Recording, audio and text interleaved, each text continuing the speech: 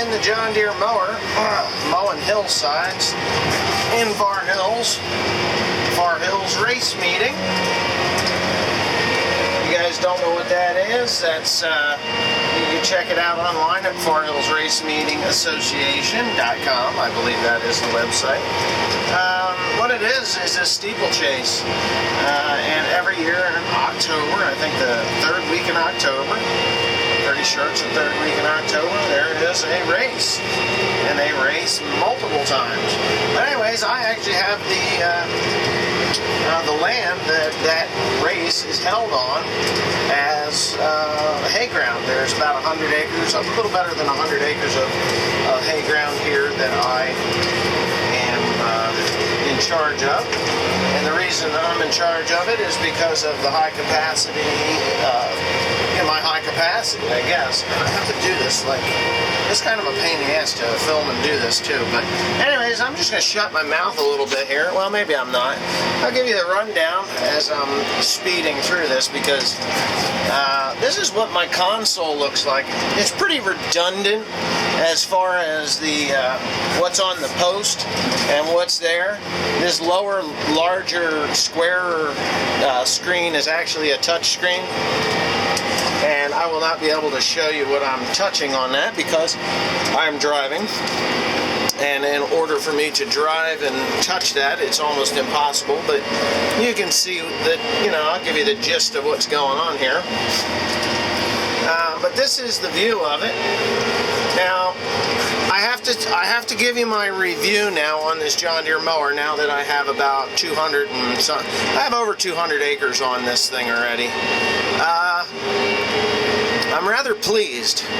I have to say that when there goes the train in Far Hills to Far Hills Station.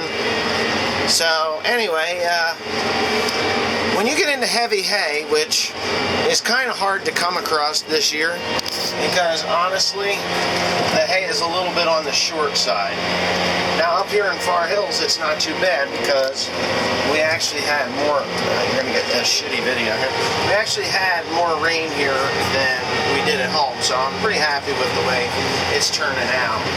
And it's a whole menagerie of stuff, mostly fescue, and there's a lot of timothy, but not too much orchard grass in it, which, makes me pretty happy. And right now I'm headed through a patch of brome grass. Now I asked the owner what exactly they put here years ago, and they're like, oh, it's New Jersey's finest grass. That's what he said, meaning it's a Heinz 57 mix of grass seed that was here since the dawn of New Jersey. They just, they had been mowing it like for a lawn, and I hit my button. Anyway, yeah, if you could hear a change in the pitch.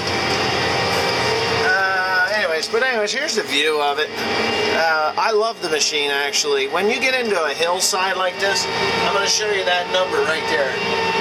You see, the engine will die back, but the header does not die. Whereas the New Holland, it was backwards from this. Now this machine puts out 255 horsepower on a bulge. It runs constantly at 235, but 255 is what it bulges up to. When you get into a situation where you need horsepower, you don't even notice it. It just goes right up to 255. The header increases in speed to maintain its constant drive, and it doesn't foul up like the New Holland did.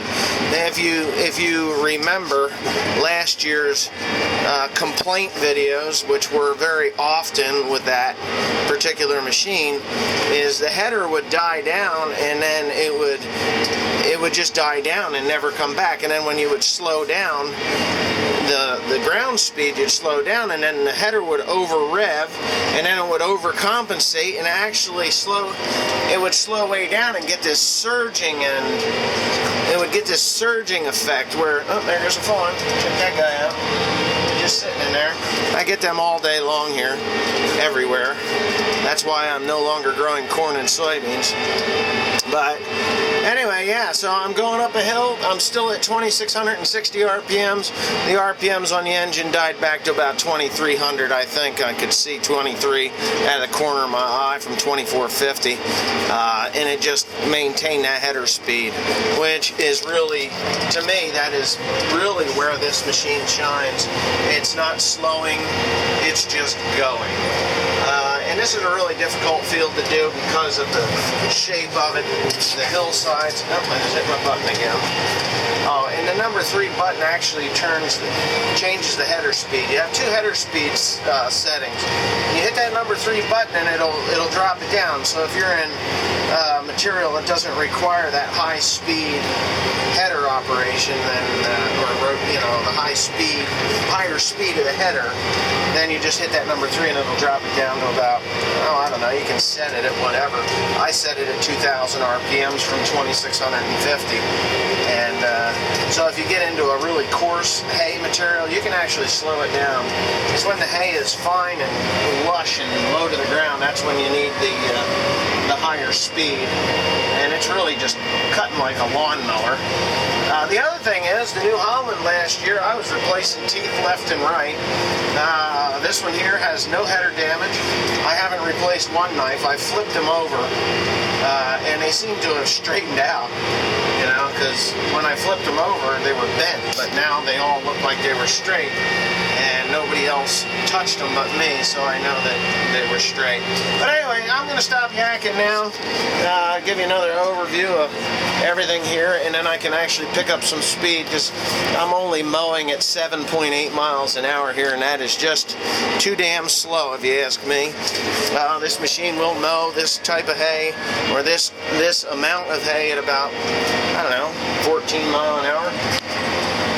And 14 mile an hour, and it'll cut it off just as easy or just as nice as it does at 5 miles an hour. So anyways, thanks for watching. Hopefully you enjoyed this. I'm actually going to throw this up on a stump somewhere and start the videoification of the place. And yeah, you can watch the machine go round and round and round in circles.